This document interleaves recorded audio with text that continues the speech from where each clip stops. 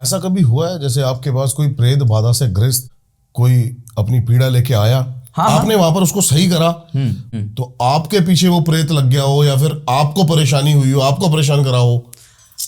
एक लड़की थी, उसके ऊपर क्या खब्बिस की एक बहुत तगड़ी क्रिया लगी थी।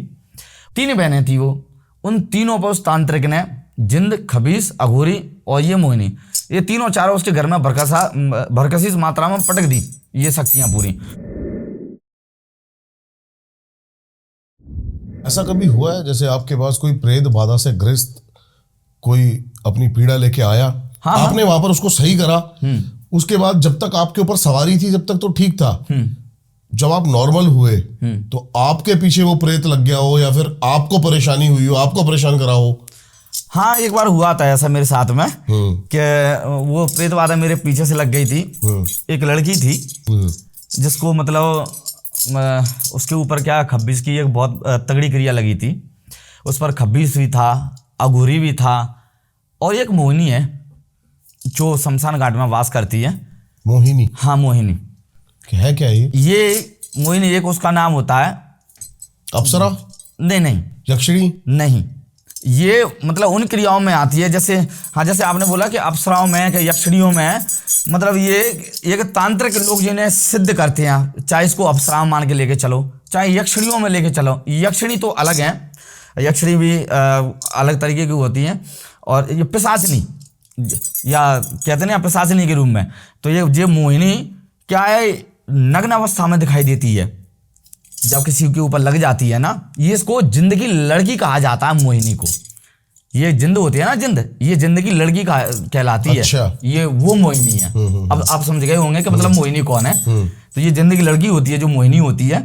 तो ये जब किसी पर लग जाती है तो बेनग अवस्था में दिखाई देती है, किसी भी का भी रूप धारण कर सकती है, किसी को भी आकर्षित कर सकती है। अगर आपके ऊपर लग जाए ये मोहिनी तो आपका मन सदा गंदगी की तरफ रहेगा, मतलब गंदे गंदे विचारों का आना, किसी की तरफ गंदा गंदा देखना, सपनों में बेनंग औरत का दिखाई देना, बेनंग लड़कियों का दिखाई देना, ये सारी क्रिया होती है इस पे।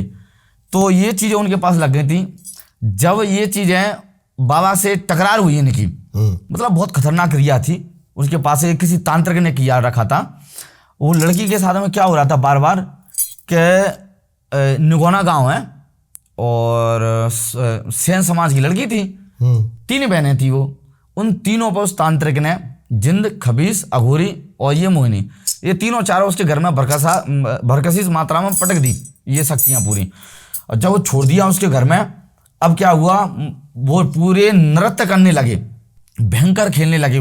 तो मेरे पास फोन आया कि भगत जी ऐसी ऐसी बात है, हमारे गांव में बहुत तांडव हो रहा है और ये तांत्रिक ने क्रिया कर दी है उसके पास में। मैंने चलो देखते हैं।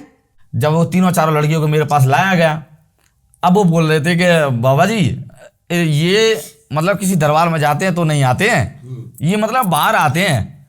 मैंने अच्छा, बाहर आते हैं, मतलब वो बेहोश हो जाती थी, नृत्य करते करते बेहोश हो जाती थी, और जिस पर से आए उसकी तरफ उंगली कर दी, तुम पे, तुम्हारी तरफ कर दी, तुम पे सवारी खेल गई। अच्छा। हाँ, उस पर इतनी, मतलब जो उस पर जो लड़की पर जो सवारी आई थी ना, वो तीनों जो उसकी बहनें थी वो चुटकी करके बुलाता था वो, तब उसके पास सवारी आती थी। फिर अचानक से क्या हुआ, उसने कम से कम 10 से 25 लोग गांव में हिला दिए उसने, यानी कि 10 से 25 लोगों के पास में सवारी आने लगी। और मतलब वो कहते ना, एक मुखिया, वो मुखिया बन गया था जो जिन्नात की जो शक्ति थी, बड़ा ही खतरनाक जिन्न था वो, और जिसके साथ में कई अन्य शक्तियाँ थी, यानी कि मान के चलो कई प्रशासनियाँ पर उत्पन्न हो गई। वो जिसको चाहा, जिसके ऊपर खिलाना चाहता था, खेलने लगा। उस तांत्रिक का ये काम हो गया था। अब वो उस पे, अब वो मुखिया किसको बना दिया, उस लड़की को जिस पर वो सवारी आ रही थी। हाँ। अब जब वो सवारी आ रही थी, जिसको चाहे उसको खिला रही, जिसको चाहे उसको खिला दिया। मैं चलो भाई, अगर यहाँ पर सवारी नहीं आ रही है, चलो तुम्हारे गांव में जाके देखते हैं क्या होता है। सब जब वहां पे पहुंचे तो क्या हुआ कि तीनों चारों लड़की बेहोश थी और गांव के कई अन्य लोग वहां पर एकत्रित थे। अब वो तांत्रिक भी वहीं पे आ गया, उसने मत की चाबी अपनी, उसने क्रिया चालू की। अब उन लड़कियों पे फिर से सवारियां चालू आना हो गई। अच्छा। हाँ, एकदम से जब मुझ पर सवारी आई, एकदम जब बंगाली बाबा ने एक हंकार मारी, मतलब हुंकार मारी एकदम तेज वृत्ति में, तो उन सवारियों को पता नहीं चला कि किस गली से चली गई, और ना शांत हो गए वो सारे? एकदम सारे के सारे शांत। मतलब बाबा वो शक्ति है बंगाली बाबा, चाहे तो एक साथ कई भूतों को खिला दें और चाहे तो एक साथ कई भूतों को बंद कर दें। ये वो बंगाली बाबा हैं। अभी तो इस कहानी में और ट्विस्ट आएगा। इसके बाद में ये घटना और घटित होती है कि उस तांत्रिक ने, जब मैं घर पर पहुंचा अपने, और उसने खप्पर अपर जो भी होगा उतला पुतला बना के वो मेरे ऊपर भेजना उसने चालू कर दिए। रात्रि को एक मतलब मैं कैसी खटिया पे सो रहा था, एक सफ़ेद हाथों वाली, मतलब ये मैंने खुद देखा है इन चीज़ों को।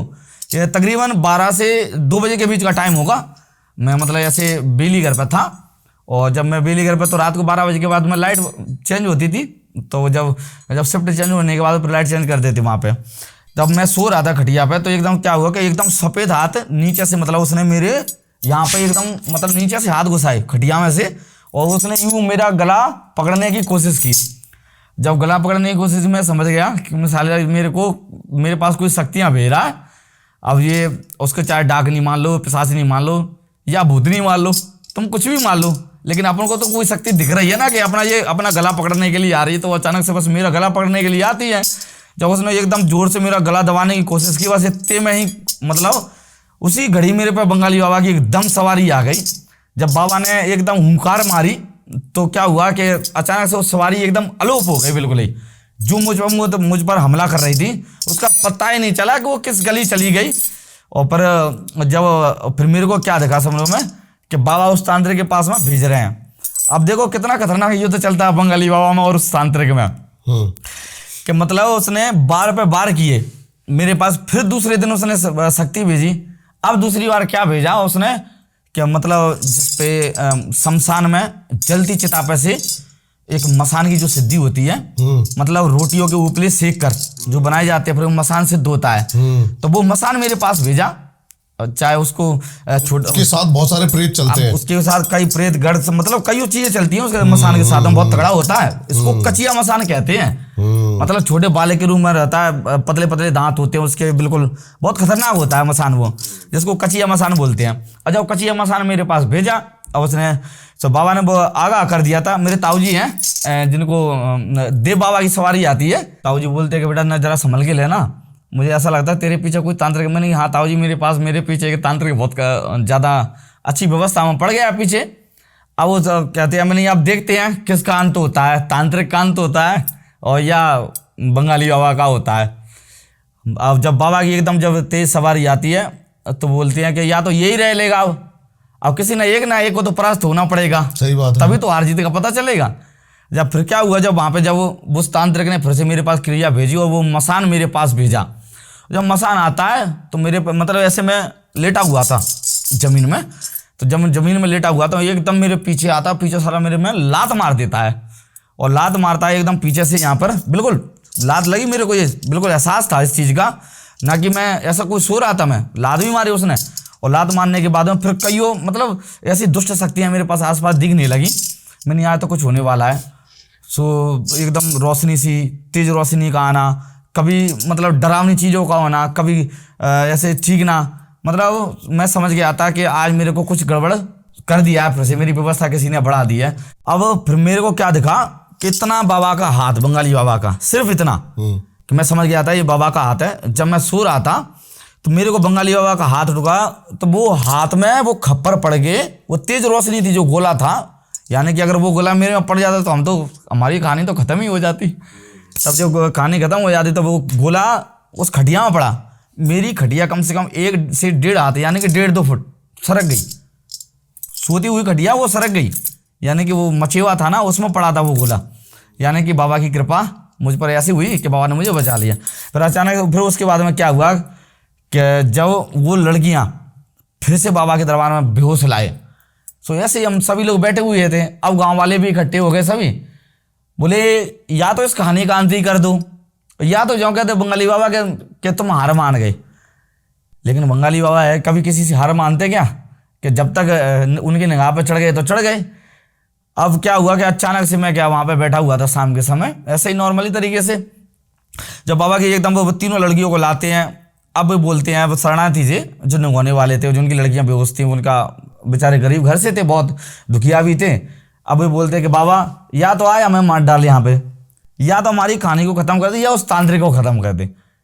तब फिर उस तेज वृत्ति में मुझ पर सवारी खेली एकदम। जब वहाँ से बाबा ने चुटकी बजाई और यूं कह दिया कि आज अगर ये बच जाएं इन पे अगर सवारी लौट के आ जाए आज से तो कह दियो कि बंगाली बाबा झूठा है।